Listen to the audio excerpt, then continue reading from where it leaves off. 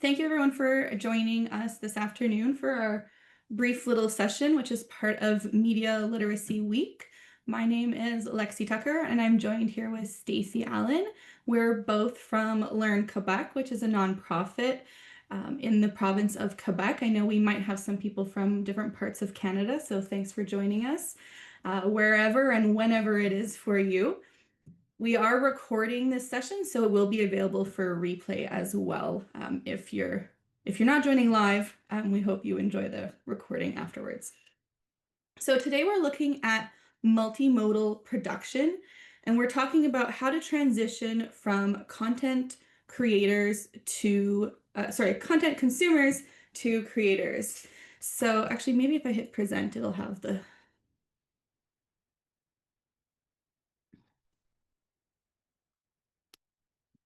Oh, right. So, as I said, it's part of Media Literacy Week, and we are from Learn Quebec. So today in this brief little 30-minute presentation, we're kind of looking at the what, why, and how of multimodal productions, and a little bit of what other support and resources are available for you if you need. Whoop.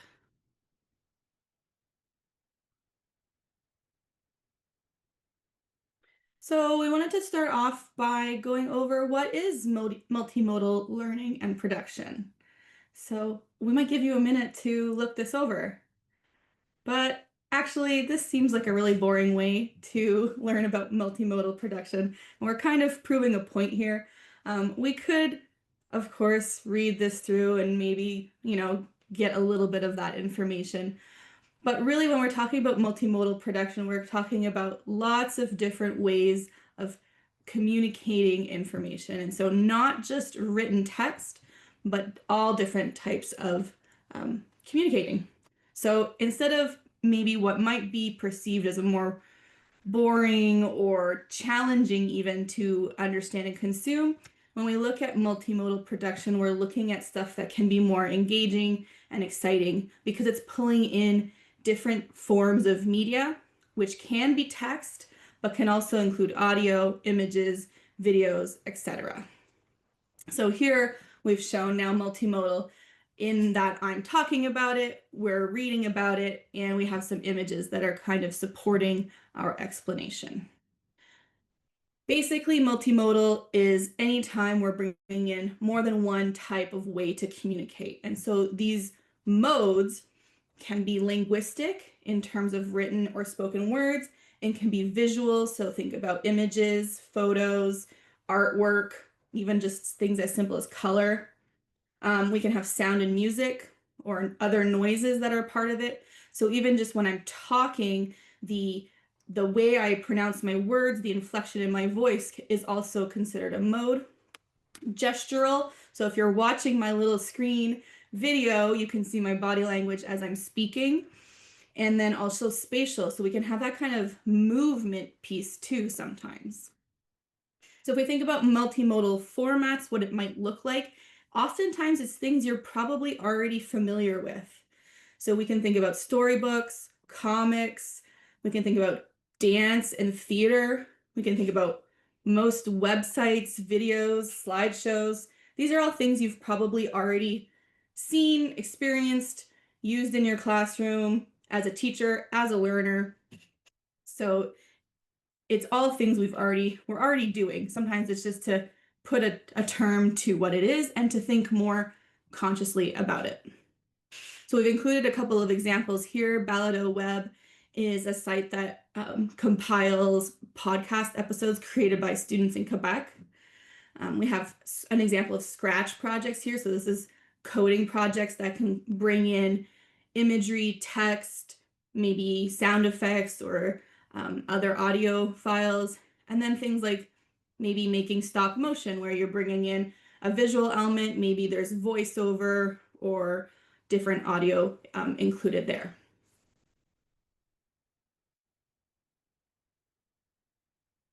So we'd love to get your opinion here, a little bit of interactivity in this presentation. For those of you who are joining us live, you can use the link that Stacy has put in the chat, and we'd love to get you to vote. So you can do that just by clicking on whichever one is the most accurate response for you.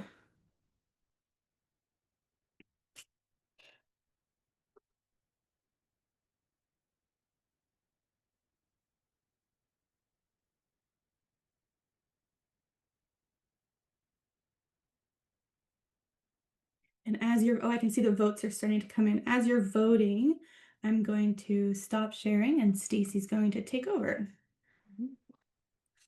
Thanks, Lexi. Just gonna screen. Oh, I need to vote to see the answers. Great. Okay.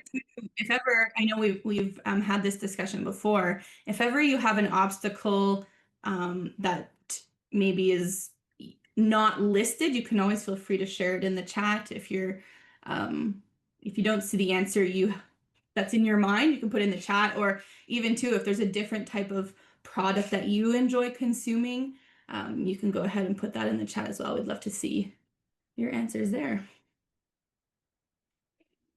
Wonderful. So right now I'm looking at our poll. So a lot of people seem to really enjoy infographics. I think as educators, we often see infographics being used right in our class, and also infographics that we are providing our students. And in terms of the biggest obstacles, I see 40% classroom management and 40% finding the time. So it's really split between the two. And those are really valid things, are very valid obstacles, I think, that we face as educators. Especially, I looked a bit at the registration, a lot of people joining from the secondary level today. And so hopefully throughout to the rest of the presentation, we'll be able to give you some strategies and some tips to work with a bit of classroom management and tips on finding time within your schedule. So we know as educators, there are so many things that we're doing. So I'm going to go ahead to the next slide, which is why multimodal production. And I think it's really important to think about why we're doing this, especially when we're trying to fit it into our already busy schedules. And one wonderful thing about multimodal production is obviously that it's supporting digital competency. So when we're creating and using technology, students are moving again from consuming technology to actively creating something. They're beginning to become more familiar with tools and think more critically about what they're creating to share online and what other creators are also sharing. Of course, I'm thinking back to slide 3 of our presentation, where Lexi showed just like a whole slide of text. And that's not really engaging to many people. Personally, I love it when there's visuals, when there's audio, when you can move. So definitely multimodal productions, infusing things like infographics and the creation of podcasts to teach, or having students create them, definitely helps boost creativity and engagement. And I think really helps us respect the universal design principles for learning. So whether we're sharing, offering students different means to learn about a topic, so giving them text, podcasts, photos in order to learn something, but also to share their knowledge. Especially for students who writing might seem like a very daunting task. Producing a multimodal production like a comic strip or an infographic gives them many different ways to show their full understanding of a topic that maybe writing a text alone would not provide that same ability for us to assess their knowledge. The last thing about multimodal production is it's a great way to talk to your students, I think, about accessibility and accessible designs online. And if ever you're curious about accessibility, if you want to learn more about creating resources, digital resources for your students, we had this wonderful guide on our website here. Oh, it's wanting me to click on the text box. There it is. Where you can go and see level 1 accessibility guidelines for online productions. So you can see every kind of point of this guide, for example, about copy and pasting text or sans serif fonts. They're all accompanied with a visual or a video to help you explore accessible tools and design. So now I want to show you the resource that we've created on a section of our site called Digital Competency in Action on Multimodal Production. So I'm going to visit the site now, and you'll see the link is over to the left of our slide 8. So this website was created by me and some of my colleagues at LEARN-RÉCIT, and we really wanted to create a website with resources that students and teachers could use to help them create multimodal productions. So one thing about this website is that everything is bilingual. So if you're teaching in French or English, all of those resources, there's an equivalent in both languages. We have the first section I'll show you is on curriculum links. So in this section of the website, we have gone through the Quebec curriculum, and we've tried to give educators examples of different multimodal projects that they could do with their students and have their students do in class across all subjects, to get them thinking about how they can maybe tweak some of the lessons that they have done in the past without technology in a way that could help promote UDL and digital competency. So for example, if I go into like my ELA class, an example could be recording a podcast, or a voice pops about their interests in school. If I go into mathematics, you can see there's different examples like making a video about sequencing and problem solving. So all kinds of different examples there depending on what topics you teach.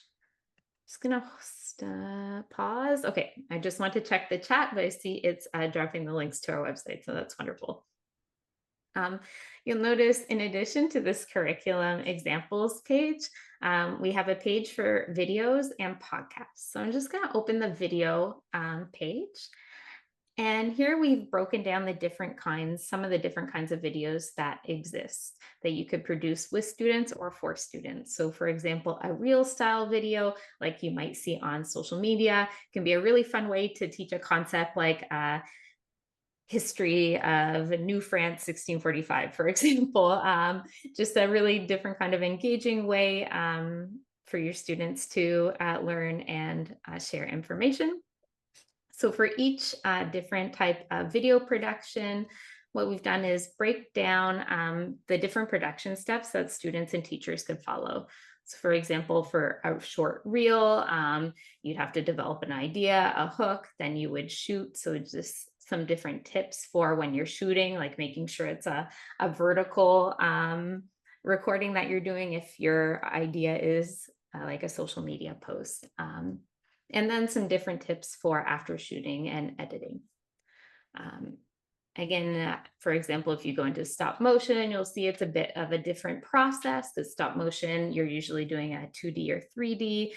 You're probably going to be thinking of working in a team. For stop motion, it's usually very helpful if students are working together because it is a bit longer than just taking a video with your regular camera.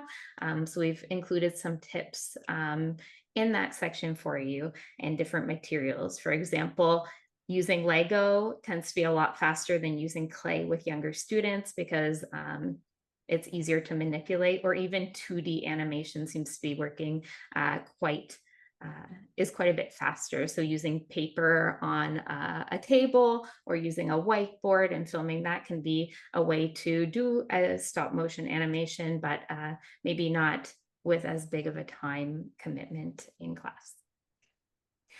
And down at the bottom of this page, you'll find all of the accompanying resources. So for example, there's different checklists that students could use while producing videos. Again, they're all bilingual, and some of the software suggestions that we have. So Canva is always a big one for our team. We do iMovie that you can use to produce those productions.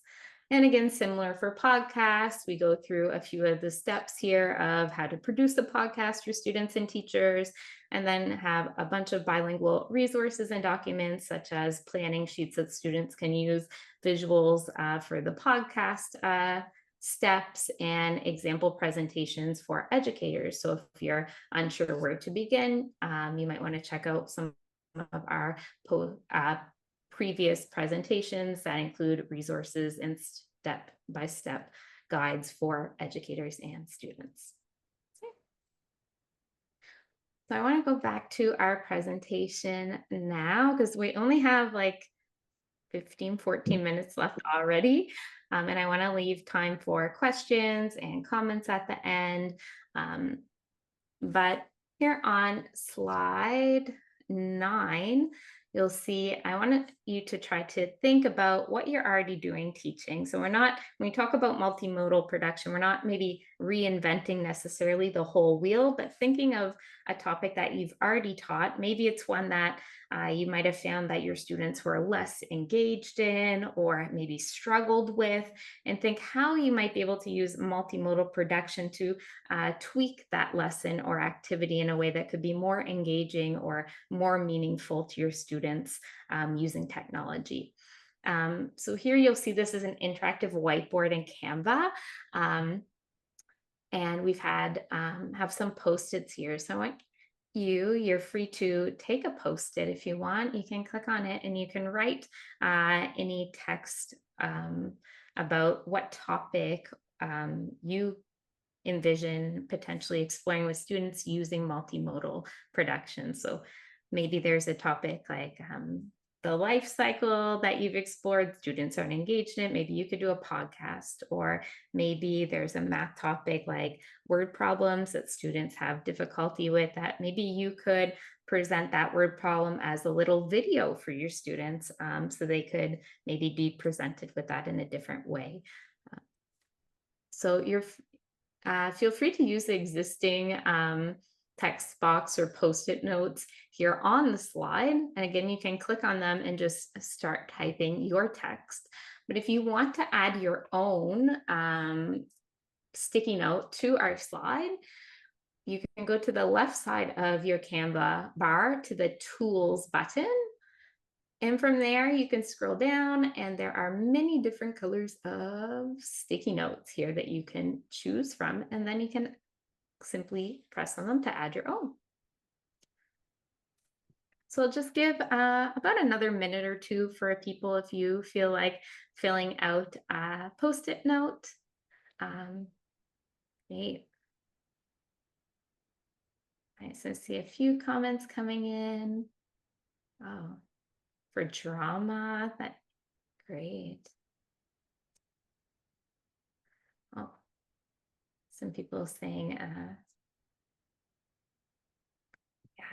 dialogue and CCQ, that would be a great one. I think either using like comic books or comic strips or podcast. A JK group would likely enjoy photography to document community walks. I love that because sometimes we think about the outdoors and technology being two polar different ends of a spectrum, but really there's so many wonderful ways to use technology outdoors and outdoor learning to enhance that experience. Okay. Perfect. And then drama. Amazing. Thank you, everybody. Right. So today was only a short 30-minute session, so we only have a bit like 10 minutes left.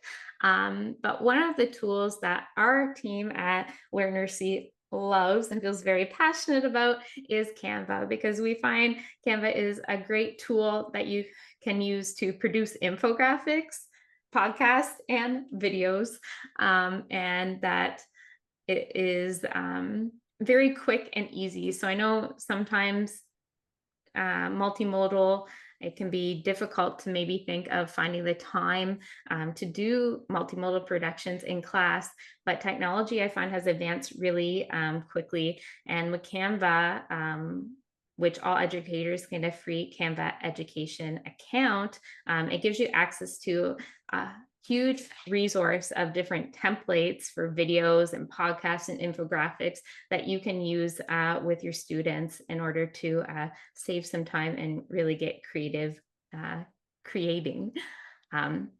One tip I know for classroom management and to save time with multimodal productions is sometimes to create a template in Canva as well. We've seen some educators do that. So if they want to have an infographic, for example, they will design an infographic and share that design with their students that maybe has a space set out for students' names, their video or a visual, their content, and a description of a concept. So that way they're taking away some of the legwork and design work from their students, but still giving them that creative freedom. Okay. So for example, maybe I can model that. We still have like 9 minutes. So maybe I can add a page here in my design.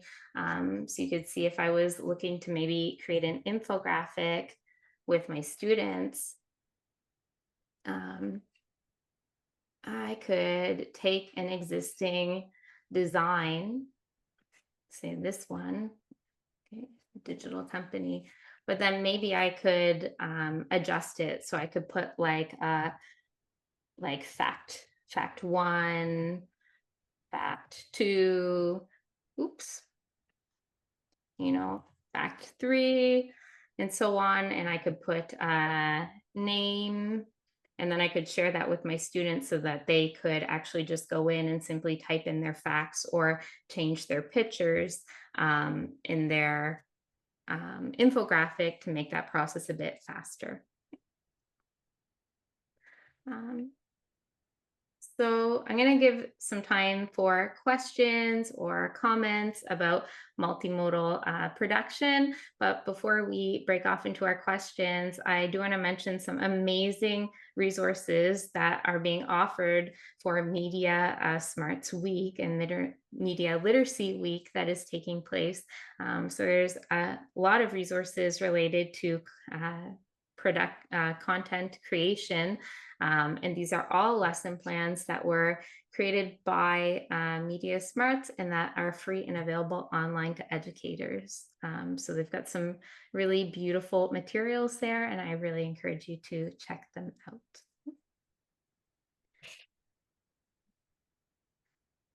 Perfect. So I'm wondering if anyone has any questions or wants to share before we leave, maybe a multimodal production that they've done and what that experience was like, because we have a few more minutes to share and exchange.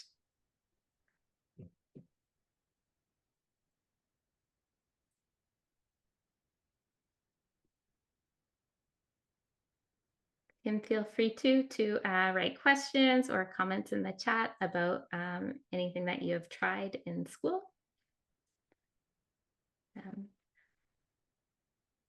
Okay. To share that we've been doing a lot of podcasting in class using Canva with students at the elementary level. So we've been working with students that are in grade 4 to grade 6 with podcasting. We've went into some classes, and within 1 hour, we found that if we give students a topic or a question, that within that 1 hour, having never seen Canva or a recording studio and setup before, that they were able within an hour to produce a podcast of maybe like 5 or 6 minutes. So I think sometimes it can feel overwhelming to like try a new project in our classes, but students are really, really quick usually to pick up on some of those tools. And there's some ways to do those efficiently and have fun in classrooms. I think that's one of the kind of pros that we love about Canva too, is that once you kind of learn it for, let's say you're making a podcast, then all of those skills you've learned of how to make a podcast, you can easily transition into making a video or another type of product within Canva, because it's all the same buttons and elements, and you don't have to go and learn a complete other website or app.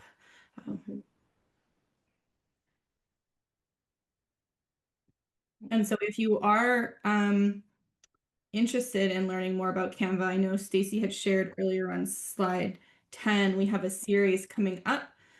Well, we've already done a couple of them, but we have 2 more coming. So one in November and one in December. And in November, we'll be looking at doing podcasting and video production in Canva. So if that is something you are interested in joining, I'll pop the link for the event in the chat, and you can go ahead and sign up. It's free for educators, and we'll get a little bit more deep into the actual how to create. Of course, today was short, so it was a very kind of superficial gloss over of everything that can be done, but we'll get more in depth in those upcoming sessions, specifically with Canva. But that doesn't mean that's the only way. You can, of course, continue to create in many different programs, applications, websites. Perfect. Thank you, Lexi. Yeah. Okay, cool. Thank you. Thank you for the comment, Karina. I see. So pre-service teacher, and you did some podcasting, so that's great. Nice. Wonderful. Perfect. Well, we have 3 minutes, so maybe in those 3 minutes, I can even show you how quick and easy it could be to create a podcast on Canva. So if I go to Canva, I'm just going to go into templates and I will search up podcast. And here you'll see, like I said, templates are a great way to efficiently do some of these multimodal productions with students. So I could just pick a podcast for like template for my students, or I could have them have the freedom to pick their own depending on where your students are. Then I can customize the template. Okay, a little preview of our Canvas series that's coming up. So from there, I can change everything. I can add my own images. I can update the text. But what I can also go is upload, and I can record myself. And from here, I could click on recording talking head. And from there, I can record my own audio directly in my Canva presentation. So as you can see, it can be really quickly, especially you could even start the podcast template by inputting a question for your students, like, tell me what you learned today, or you could pretend to be an interviewer and I really want to hear what you discovered about Quebec society around 1980. And then the students would have to respond to that interviewer's voice. So rather than create everything from scratch, templates are a wonderful way to efficiently do multimodal production with your students. Wonderful. And when you're in the Canva for Education or Canva Education account, you will have in the top right corner a assign button, and that is how you can do it. Currently, Stacy is not in an education account. She's in her like pro account, which is slightly different. So typically in that right beside that share button, you'll have assign, and that's how you can go ahead and assign it to your students. So that's a really easy way to share templates and alleviate that kind of time crunch that was mentioned earlier, for sure. Right. And if you're in a teacher account as well, you can send it to your Google Drive or your Google Classroom or your Teams Microsoft Classroom too directly. So wonderful. Wonderful. So that brings us to 4 o'clock. So we thank you all for joining us today for a little sneak peek at multimodal education or production.